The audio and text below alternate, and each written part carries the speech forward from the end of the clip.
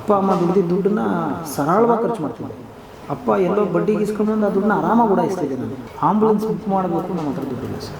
ಬಾಡಿನ ಯಾವುದೇ ಕಾರಣಕ್ಕೆ ಊರೊಳಗೆ ತರಬಾರ್ದು ಅಂತ ಸರ್. ಆಮೇಲೆ ಡೆತ್ ಆಗಿದೆ ಅಂದಾಗ ಅವನೊಂದು ಫೋಟೋ ಕಳಿಸ್ಬಿಡಿ ಅಂತ. ನಿನ್ನ ಯೋಗ್ಯತೆಗೆ ನಿನ್ನ ತಮ್ಮನ ಮೈ ಮೇಲೆ ಒಂದು ಮಳ ಹೂವು ಥರಕ್ಕೆ ಹೋಗ್ತಾ ಇಲ್ಲ ನಿನಗೆ. ಈಗ ಅಂದರೆ 500 ರೂಪಾಯಿ ಇದ್ದರೆ ನನ್ನ ತಮ್ಮನ ಉಳಿಸ್ಕೋಬೋದಿತ್ತು ಅಂತ ಹೇಳಿದ್ರು. ಹೌದಾ? ನಿಜ ಸರ್. 500 ರೂಪಾಯಿಗೂ ಇರಲಿಲ್ಲ ಆ ಟೈಮಲ್ಲಿ? ಇಲ್ಲ ಸರ್, ಇಲ್ಲ. ಈ ಸಾಕ್ಷಿನ ನೋಡಿರೋರು ಲಕ್ಷಾಂತರ ಜನ ಯುವಕರಿದ್ದಾರೆ. ಈ ಸಾಕ್ಷಿನ ನೋಡಿರೋರು, ಈ ಸ್ಟ್ರಗಲ್ ಲೈಫ್ನ ನೋಡಿರೋರು ಇನ್ನು ಜೀವಂತವಾಗಿ ತುಂಬ ಜನ ಇದ್ದಾರೆ. ಅವ್ರಿಗೆಲ್ಲರಿಗೂ ಗೊತ್ತಿ ಈ ವಿಚಾರದ ಬಗ್ಗೆ. ಟ್ರಿಪ್ಗಳಿಗೆ ಹೋಗಿ ದುಡ್ಡನ್ನ ವೇಸ್ಟ್ ಮಾಡಿರೋದು ಉಂಟು, ತುಂಬ ಅನ್ನೆಸೆಸರಿ ದುಡ್ಡನ್ನ ಖರ್ಚು ಮಾಡಿರೋದು ಉಂಟು, ಇಲ್ಲ ಅಂತ ಹೇಳ್ತಿಲ್ಲ. ಬಟ್ ಫೈನಲ್ ಡೇ ನಮಗೊಂದು ಕಷ್ಟ ಅಂತ ಬಂದಾಗ ನೋಡಿ, ನಮ್ಮ ತಂದೆಯವ್ರು ಕಷ್ಟಪಟ್ಟು ಅಂದರೆ ಅಂತಿಂಥ ಕಷ್ಟ ಅಲ್ಲ ಸರ್. ನನ್ನಂಥ ಸೋಂಬೇರಿ, ನನ್ನಂಥ ಖರ್ಚು ಮಾಡೋನು, ನನ್ನಂಥ ಕೆಟ್ಟ ಮಗ ಅನ್ನೋರು ಮೋಸ್ಟ್ಲಿ ಕಮ್ಮಿ ಅನಿಸುತ್ತೆ. ಅಷ್ಟು ಕೆಟ್ಟದಾಗ ವರ್ತಿಸ್ತಿದ್ದೆ ನಾನು. ಅಪ್ಪ ಅಮ್ಮ ದುಡ್ದಿದ್ದ ದುಡ್ಡನ್ನ ಸರಳವಾಗಿ ಖರ್ಚು ಮಾಡ್ತಿದ್ದೆ. ಅಪ್ಪ ಎಲ್ಲೋ ಬಡ್ಡಿಗೆ ಇಸ್ಕೊಂಡು ಬಂದು ಆ ದುಡ್ಡನ್ನ ಆರಾಮಾಗಿ ಓಡಾಯಿಸ್ತಿದ್ದೆ ನಾನು. ಕೊಡ್ತಿದ್ರು, ಏನೋ ಪ್ರಾಬ್ಲಮ್ ಹೇಳ್ಬಿಡ್ತಾ ಇದ್ದೆ, ಎಲ್ಲ ಕಾರಿಗೆ ರಿಪೇರಿ ಆಗ್ಬಿಟ್ಟಿದೆ ಅಂತಿದ್ದೆ, ಇನ್ಸೂರೆನ್ಸ್ ಕಟ್ಟಬೇಕು ಅಂತಿದ್ದೆ, ಹೇಳ್ತಿದ್ದೆ. ಯಾಕಂದರೆ ಅದ್ರದ್ದು ಬೆಲೆ ನಂಗೆ ಗೊತ್ತಿರಲಿಲ್ಲ. ಅಂದರೆ ನಿಮ್ಮ ದುಡಿಯೋ ದುಡ್ಡನ್ನು ಖರ್ಚು ಮಾಡೋ ಜೊತೆಗೆ ಅವ್ರದ್ದು ಇಸ್ಕೊಳ್ತಾರೆ. ತಂದೆ ತಾಯಿ ಕೊಟ್ಟಿದ್ದ ದುಡ್ಡನ್ನು ನಾನು ನಮ್ಮ ಅಪ್ಪನಿಗೂ ಏನು ಇರೋ ಅಂತಾರಲ್ಲ, ನಮ್ಮ ಅಪ್ಪ ಮಗ ಕಷ್ಟದಲ್ಲಿ ಅವನು ಅಂದ್ಬಿಟ್ಟು ಅಲ್ಲೊಂದು 20,000 ಅಲ್ಲೊಂದು 50,000 ಬಡ್ಡಿಗೆ ಇಸ್ಕೊಂಬರೋರು. ಆವಾಗ ಆ ಬಡ್ಡಿ ಕಟ್ಟೋಕ್ಕಾಗ್ತಿಲ್ಲ ನಮ್ಮ ಅಪ್ಪನ ಕೈಲಿ. ನಮ್ಮಪ್ಪ ಚಾಕ್ನ ಅಂಗಡಿ ಎಲ್ಲ ಮಾಡೋರು ಪಾಪ. ತೆಳ್ಳಗಾಡಿ, ಆ ತೆಳ್ಳಗಾಡಿನೇ ಕಿತ್ಕೊಂಡು ಹೋಗ್ಬಿಡೋರು ಎಷ್ಟೋ ಜನ. ನಮ್ಮ ಅಪ್ಪನೊಂದು TVS, ಆ TVSನೇ ಎತ್ಕೊಂಡು ಹೋಗ್ಬಿಡೋರು. ಎಷ್ಟೋ ದಿನ ನಮ್ಮ ಮನೆಗೆ ಬಂದು TV ಎತ್ಕೊಂಡು ಹೋಗಿರೋರು ಇದ್ದಾರೆ ಸರ್. ಟಿವಿ ನಮ್ದೊಂದು ಏನು TV ಅಂದರೆ LED ಅಲ್ಲ, ಸಾಲಕ್ಕೆ. ಈ ಡೂಮ್ TV ನಮ್ಮ ಮನೇಲಿ ಇಟ್ಟಿರೋ ಒಂದು ಡೂಮ್ TVನೂ ಸಾಲಕ್ಕೆ. ಮನೆಗೆ ಡೈರೆಕ್ಟಾಗಿ ಮನೆಗೆ ಬಂದು ಈಗ ದುಡ್ಡು ಕೊಡ್ತೀಯ, ಕೊಡಲ್ವ, ದುಡ್ಡಿಲ್ಲ, ಹೌದಾ, ಎತ್ಕೊಳ್ಳೋ TVನ, ನನ್ನ ಹತ್ರ ಗಾಡಿ ಎತ್ಕೊ, ತೆಳ್ಳ ಗಾಡಿ ಅದೈತಲ್ಲ ಎತ್ಕೊಂಡು ನಡಿಯೋ, ಆ ಥರ ದಿನಗಳನ್ನ ನೋಡಿ. ಬಟ್ ನಾನು ಎಲ್ಲೋ ಒಂದು ಕಡೆ ಅದೆಲ್ಲದಕ್ಕೂ ಕಾರಣ ನಾನೇ. ಯಾಕಂದರೆ ನಾನು ಅವತ್ತು ಕರೆಕ್ಟಾಗಿದ್ದರೆ ನಮ್ಮ ತಂದೆ ತಾಯಿ ಇನ್ನೂ ಚೆನ್ನಾಗಿರ್ತಾಯಿದ್ರು. ಬಟ್ ಅವ್ರು ಕಷ್ಟಪಟ್ಟು ದುಡ್ಡಲ್ಲಿ ನನಗೊಂದು ಇಂಡಿಕಾ ಕಾರ್ ಕೊಡಿಸಿದ್ರು.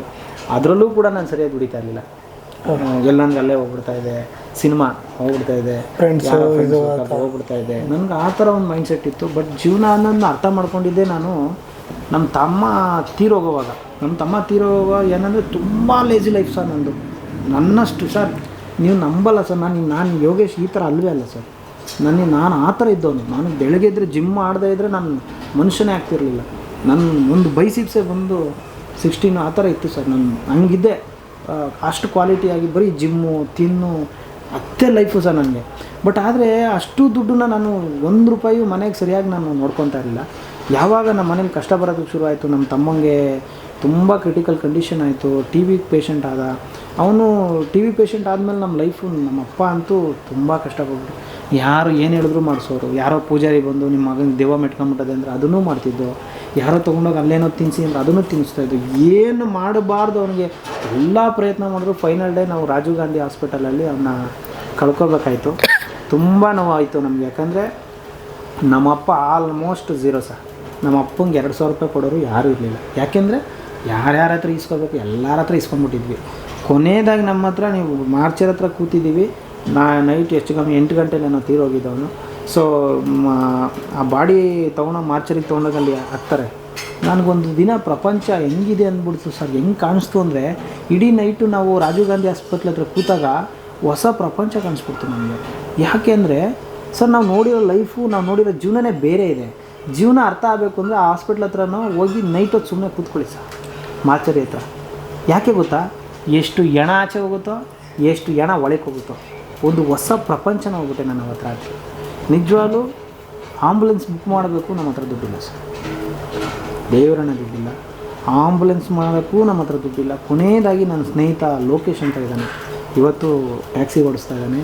ಇವತ್ತು ಆ ಓಲಾ ಊಬರಲ್ಲಿ ಕೆಲಸ ಮಾಡ್ತಾನೆ ಲೋಕೇಶ್ ಅಂತ. ಅವನಿಗೆ ಫೋನ್ ಮಾಡಿದೆ, ಬಾ ಮಗ ಇದೆ ಅಂತ. ಅದನ್ನು ನಮ್ಮ ಅವನ ಹತ್ರ 1,500 ಏನೋ ಸಮಥಿಂಗ್ ನನಗೆ ನೆನಪಿರೋ ಹಂಗೆ 1,500 ಏನೋ ದುಡ್ಡಿತ್ತು ಅವನ ಹತ್ರ. ಅವ್ನು ಬರೋವರೆಗೂ ನಾನು ಏನೂ ಕೇಳಿಲ್ಲ. ನೈಟ್ ಫುಲ್ಲು ನನ್ನ ಜೊತೆನೇ ಇದ್ದಾನೆ ಲೋಕೇಶ್ ಅಂತ. ಅವ್ನು ಕೇಳಿದೆ, ದುಡ್ಡೇನಾದರೂ ಮಾಡಿದ್ಯಾ? ಎಲ್ಲರಿಗೂ ಟ್ರೈ ಮಾಡಿದ್ವಿ, ಯಾರೂ ದುಡ್ಡು ಕೊಡಲಿಲ್ಲ. ನಮ್ಮ ಅಪ್ಪನೂ ಎಲ್ಲರಿಗೂ ಫೋನ್ ಮಾಡಿ, ನಾವು ರಾತ್ರಿ ನಾಳೆ ಬೆಳಗ್ಗೆ ಬಾಡಿ ತರಬೇಕು, ಮನೆ ಹತ್ರ ದುಡ್ಡಿಲ್ಲ. ಬಾಡಿನ ಯಾವುದೇ ಕಾರಣಕ್ಕೂ ಊರೊಳಗೆ ತರಬಾರ್ದು ಅಂದರೆ ಸರ್. ಯಾಕೆ ಅಂದರೆ TB ಕಾಯಿಲೆ ಬಂದಿದೆ, ಊರಿಗೆಲ್ಲ ಅಂಟುಬಿಡುತ್ತೆ, ಹಂಗಾಗಿ ಊರೊಳಗೆ ತರಬಾರ್ದು, ಊರಿಂದ ಆಚೆನೇ ಮಣ್ಣು ಮಾಡ್ಕೊಳ್ಳಿ. ನಾವು ಕನಿಷ್ಠ ಪಕ್ಷ ನಮಗೆ ಜಾಗ ಇಲ್ಲ, ನಮ್ಮ ತಮ್ಮನ ಉಣಕ್ಕೆ ಕೆರೆಲೆ ಇಲ್ಲಾದರೂ ಒಂಚೂರು ಕೆರೆ ಇದೆಯಲ್ಲ ಅಲ್ಲೆಲ್ಲ ಒಂಚೂರು ಜಾಗ ಕೊಡ್ತೀರಾ? ಜಾಗ ಗೀಗ ಎಲ್ಲ ಕೊಡೋಲ್ಲ, ಬರ್ನಿಂಗ್ ಇದೆ ಅಲ್ಲಿ ಹೋಗಿ ಹೇಳಿ ಮಾತಾಡ್ತೀವಿ, ಬರ್ನಿಂಗ್ ಮಾಡ್ಕೊಳ್ಳಿ ಅಂತ. ಸೊ ನಮ್ಮ ತಮ್ಮನ್ನ ಎತ್ಕೊಂಡು ಬರೋವಾಗ ನನ್ನ ಹತ್ರ ದುಡ್ಡಿಲ್ಲ, ನಾನು ಲೋಕೇಶ್ ಹತ್ರ ಹೇಳ್ತೀನಿ, ಲೋಕಿ ದುಡ್ಡಿಲ್ಲ ಮಗ, ಏನು ಮಾಡೋದು, ಏನು ಬೇಕು? ಅವನು ಅದರಲ್ಲಿ ಎಲ್ಲ ಅಷ್ಟು ಗೊತ್ತಿಲ್ಲದಿರೋ ಹುಡುಗ. ಮಡಕೆ ಕುಡಿಕೆ ಈ ಸಣ್ಣ ಪುಟ್ಟದು ಸಾಮಾನುಗಳು ಏನು ಪೂಜೆ ಮಾಡೋದಕ್ಕೆ ಏನು ಅವಶ್ಯಕತೆ ಇದೆ ಅದು, ಮತ್ತು ಆಂಬುಲೆನ್ಸ್ಗೆ ಅವತ್ತಿನ ದಿವಸಕ್ಕೆ 800 ರೂಪಾಯೋ ಏನೋ ನನಗೆ ಗೊತ್ತಿರೋ 1000 ರೂಪಾಯಿನೋ ಅವ್ನು ಕೊಟ್ಟಿದ್ದ ಅನಿಸುತ್ತೆ. ಆ ದುಡ್ಡು ಎಲ್ಲ 1500 ರೂಪಾಯಲ್ಲೇ ಮುಗ್ದೋಯ್ತು. ಬಟ್ ಆದರೆ ಹೂವು ಇಲ್ಲ ಸರ್, ಹೂವು ಇಲ್ಲ ಸರ್, ಹೂವು ಇಲ್ಲ, ಒಂದು ಮೊಳನೂ ಹೂವು ಇಲ್ಲ ಸರ್. ಆಗ ಬಂದು ನಾವು ಬಾಡಿ ಹತ್ರ ಎಲ್ಲ ಒಂದಷ್ಟು ಜನ ಸಂಬಂಧಿಕರು, ಜಾಸ್ತಿ ಜನ ಬಂದಿಲ್ಲ, ಒಂದಷ್ಟು ಜನ ಬಂದಿದ್ದರು. ಒಂದಷ್ಟು ಜನ ಫೋನ್ ಮಾಡಿ ಹೇಳಿದ್ವಿ, ನಮ್ಮ ತಮ್ಮ ತುಂಬ ಸೀರಿಯಸ್ ಕಂಡೀಷನ್ ಇದ್ದಾನೆ, TB ಕಾಯಿಲೆ ಇದೆ, ಬಂದು ದಯವಿಟ್ಟು ನೋಡ್ಕೊಂಡು ಹೋಗಿ ಅಂತ. ಅವಾಗೆಲ್ಲ ಅವ್ರು ಹೇಳಿದ್ದೇನೆಂದರೆ, ಇಲ್ಲ ಬರೋಂಗಿಲ್ಲ ಹಾಸ್ಪಿಟ್ಲಿಗೆಲ್ಲ, TB ಅಂದರೆ ಪ್ರಾಬ್ಲಮ್ ಆಗುತ್ತೆ, ವೀಡಿಯೋ ಕಾಲ್ ಮಾಡಿ ನೋಡ್ಕೊತೀವಿ, ಆಮೇಲೆ ಡೆತ್ ಆಗಿದೆ ಅಂದಾಗ ಅವನೊಂದು ಫೋಟೋ ಕಳಿಸ್ಬಿಡಿ ಅಂತ. ಆಮೇಲೆ ಸಮಾಜ ಏನು ಈ ಸಂಬಂಧಿಕರುಗಳು ಸರ್, ಎಲ್ಲೋ ಒಂದು ಕಡೆ ಅನಿಸುತ್ತೆ ಸರ್, ಫ್ರೆಂಡ್ಸು ತುಂಬ ಜನ ಕಷ್ಟಕಾಲಕ್ಕೆ ಆಗ್ತಾರೆ ಸರ್. ಕೆಲವೊಬ್ಬರು ಫ್ರೆಂಡ್ಸು ಆಗದೇ ಇರ್ಬೋದು, ಕೆಲವೊಬ್ರು ಫ್ರೆಂಡ್ಸ್ ತುಂಬ ಕಷ್ಟಕಾಲಕ್ಕೆ ಆಗ್ತಾರೆ. ಅಂಥ ಸಾಲಲ್ಲಿ ಆ ಲೊಕೇಶನ್ ವ್ಯಕ್ತಿ ಅವತ್ತು 1,500,000 ಅದು ನನಗೆ 1,500 ಕೋಟಿಗೆ ಸಮ ಸರ್. ಅವತ್ತು ಬಂದು ಆ ಕ್ಷಣಕ್ಕೆ ಅದನ್ನೆಲ್ಲ ತೊಗೊಂಡ್ಬಂದ ನಮ್ಮ ತಾಯಿಯವರು, ನಾವೊಂದು 7-8 ಜನ ಏನೋ ಸಂಬಂಧಿಕರು ಬಂದಿದ್ದರು. ಅವರೆಲ್ಲ ನಿಂತ್ಕೊಂಡು ನೋಡ್ತಾಯಿದ್ರು ಅಷ್ಟೇ, ಯಾರು ಏನೋ ಹತ್ರಕ್ಕೆ ಬಂದು ಬಾಡಿ ಹತ್ರನೂ ಬರಲಿಲ್ಲ, ಯಾಕೆಂದರೆ TB ಕಾಯಿಲೆ ಅನ್ನೋ ಕಾಯಿಲೆ. ಆಮೇಲೆ ನಮ್ಮ ಅಮ್ಮ ಇದ್ದವರು ನೋಡ್ತಾ ಅಳ್ತಾ ಹೇಳ್ತಾಯಿದ್ರು, ಒಂದೇ ಮಾತು ಹೇಳಿದ್ರು, ನಿನ್ನ ಯೋಗ್ತೆಗೆ ನಿನ್ನ ತಮ್ಮನ ಮೈ ಮೇಲೆ ಒಂದು ಮೊಳ ಹೂವು ಥರಕ್ಕೆ ಹೋಗ್ತಾ ಇಲ್ಲ ನಿಮಗೆ ಅಂತ ಅಂದರು. ಸೊ ಅವತ್ತು ತುಂಬ ಹರ್ಟ್ ಆಯಿತು ಸರ್. ಹರ್ಟ್ ಯಾವ ಥರ ಆಯಿತು ಅಂದರೆ, ನಮ್ಮ ತಾಯಿ ಯಾಕೆ ಈ ಮಾತು ಹೇಳ್ಬಿಟ್ರು, ನಮ್ಮ ಅಮ್ಮನ ಬಾಯಲ್ಲಿ ಯಾಕೆ ಈ ಮಾತು ಬಂತು, ಅದನ್ನು ನಾನು ತುಂಬ ಆಳವಾಗಿ ಯೋಚನೆ ಮಾಡಿ ತುಂಬ ಕಷ್ಟಪಟ್ಟೆ. ಆ ಮಾತನ್ನು ನನಗೆ ಸಹಿಸ್ಕೊಳಕ್ಕಾಗಿಲ್ಲ ಸರ್. ಯಾಕೆ ನಾನು ಇಷ್ಟೆಲ್ಲ ಸಂಪಾದನೆ ಮಾಡ್ತಿದ್ದೆ, ಇಷ್ಟೆಲ್ಲ ಫ್ರೆಂಡ್ಸ್ನ ಕರ್ಕೊಂಡೋಗಿ ಊಟ ಕೊಡಿಸ್ತಾಯಿದ್ದೆ, ಫ್ರೆಂಡ್ಸ್ ಎಲ್ಲ ಚೆನ್ನಾಗಿ ನನಗೆ ಸಪೋರ್ಟ್ ಆಗಿದ್ದರು, ಎಲ್ಲ ಲಾಸ್ಟ್ ಟೈಮಲ್ಲಿ 1 ರೂಪಾಯಿಗೆ ಹೆಲ್ಪ್ ಆಗಲಿಲ್ವಲ್ಲ. ನಿಜವಾಗ್ಲೂ ಸರ್, ನಮ್ಮ ತಮ್ಮನ ಬಾಡಿನ ನಾವು ಮಣ್ಣು ಮಾಡೋವಾಗ ದೇವರಾಣೆ ನಾವು 1 ಮೊಳನೂ ಹೂವು ಹಾಕಿಲ್ಲ ಸರ್. ಖಾಲಿ ಬಾಡಿ ಹೆಂಗಿತ್ತು ಹಂಗೆ ತಂದು ಆ ಮಡಕೆ ಕುಡಿಕೆ ಅವ್ನು ತಂದಿದ್ದಕ್ಕೆ ಅದನ್ನು ಇಲ್ಲಾಂದ್ರೆ ಅದು ಇಲ್ಲ ಸರ್. ಹಾಗಾಗಿ ಅದನ್ನು ನಾವು ಹಂಗೆ ಅಂತ್ಯ ಸಂಸ್ಕಾರ ಮಾಡಿದ್ವಿ. ಇವತ್ತು ಒಂದಷ್ಟು ಜನಕ್ಕೆ ಗೊತ್ತಿಲ್ಲ, ನಾನು ಯಾರ್ದಾರ ಬರ್ತಡೆ ಅಂದರೆ ಇಷ್ಟಿಷ್ಟು ದೊಡ್ಡ ಹಾರ ಹಾಕ್ತೀನಿ, ಯಾರ್ದಾರ ಆಗಿರಲಿ. ನಾನು ಹೋದೆ ಅಂದರೆ ಅವ್ರಿಗೆ ಇಷ್ಟಪ್ಪ, ನನ್ನ ಕೈಲಿ ನಾನು ಯಾರಿಗೂ ಹಂಗೆ ಬರೋದೇ ಇಲ್ಲ ಸರ್. ಯಾರ್ದು ಈಗ ನೋಡಿ ಇಲ್ಲಿ ಬಂದರು, ನಾನು ಅವ್ರಿಗೆಲ್ಲ ಹೂವು ಹಾಕಿಸ್ದೆ. ಕಾರಣ ಏನಂದರೆ, ಅವರಲ್ಲಿ ನನ್ನ ತಮ್ಮನ್ನ, ನನ್ನ ಅಣ್ಣನ, ನನಗೆ ಅವ್ನಿಗೆ ಆ ಟೈಮಲ್ಲಿ ಏನೋ ಒಂದು ಮಾಡೋಕ್ಕಾಗಿಲ್ಲ, ಅದಕ್ಕೆ ಈ ಟೈಮಲ್ಲಿ ಅಂದರೆ ಜನಸ್ನೇಹಿ ಯೋಗೇಶ್ ಆಗೋದಕ್ಕೆ ಅದು ಕಾರಣ ಅದಂತಲ್ಲ. ಬಟ್ ಲೈಫಲ್ಲಿ ಏನಾಗುತ್ತೆ, ಜೊತೆಯಲ್ಲಿ ಇದ್ದಾಗ ಯಾರ ವ್ಯಾಲ್ಯೂನೂ ಗೊತ್ತಾಗಲ್ಲ. ಅಣ್ಣ ಆಗಿರಲಿ, ತಮ್ಮ ಆಗಿರಲಿ, ಹೆಂಡತಿ ಆಗಿರಲಿ, ಅಪ್ಪ ಅಮ್ಮ ಆಗಿರಲಿ, ಕಳೆದೋದಾಗಲೇ ಅದ್ರ ವ್ಯಾಲ್ಯೂ ಗೊತ್ತಾಗೋದು. ನಮ್ಮ ಹತ್ರ ದುಡ್ಡಿದೆ ಅಂತನೋ, ಅಥವಾ ನಾನು ಎಲ್ಲ ತಿಳ್ಕೊಂಬಿಟ್ಟಿದ್ದೀನಿ ಅನ್ನೋ ಒಂದು ದುರಹಂಕಾರಲ್ಲೋ ಹಾಮಲ್ಲೋ ಬದುಕ್ತಾ ಇರ್ತೀವಿ ನಾವು.